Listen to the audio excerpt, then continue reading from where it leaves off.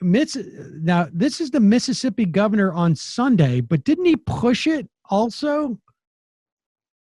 Here is the Mississippi Governor Tate Reeves, who apparently does not understand how viruses work. Here's on with Chris Wallace.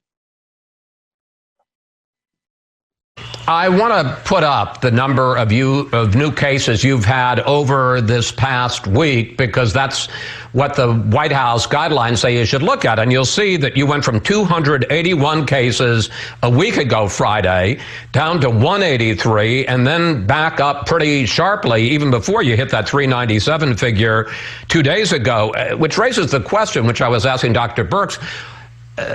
Governor, why are you reopening Mississippi at all when you haven't met the White House guidelines of a steady downward trajectory for 2 straight weeks? Yeah, well, that's a great question, Chris, and it's a fair question. And what I would tell you is that you have to understand that Mississippi is different than New York, and Mississippi is different than New Jersey. In those 2 instances, and by the way, my neighbor to the west was the same in Louisiana. They had a huge spike in cases over a very short period of time, but Mississippi is not like that. What we have seen is for the last 35 to 40 days, we've been between 200 and 300 cases without a spike. Our hospital system is not stressed. We have less than 100 people in our state on ventilators.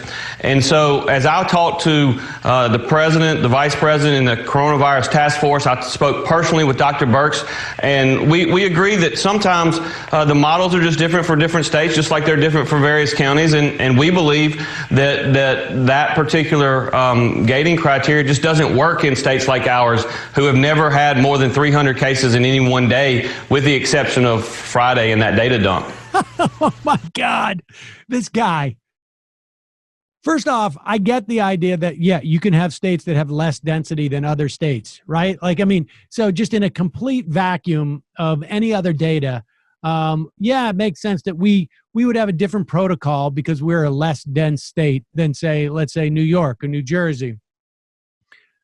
But you do have one other data point, and that is you're talking 2 days after you hit a record number of deaths in your state. We don't have 300 deaths a day in our state, except for 2 days ago. Except for almost as most recently as we can actually get the numbers. That's the only time. And I've talked to Donald Trump and Mike Pence, and so we're good. Like, these people, the theory in their head that we can just will this away is just sort of, I mean, it's endearing. Sure, it's cute. They get some real spunk, but it's also going to threaten the lives of hundreds, if not thousands, of their citizens in their state. And I don't know. I can't help but think that they are less concerned because they're looking at the data and it's like, well, huge percent of these people don't vote for us, so that's not really a bad thing. I'm sort of thinking that might be in the calculation. Some of these southern states, you know, Georgia, the African American population has been hit by far the hardest there, and Brian Kemp just seems to be, well, what are you gonna do?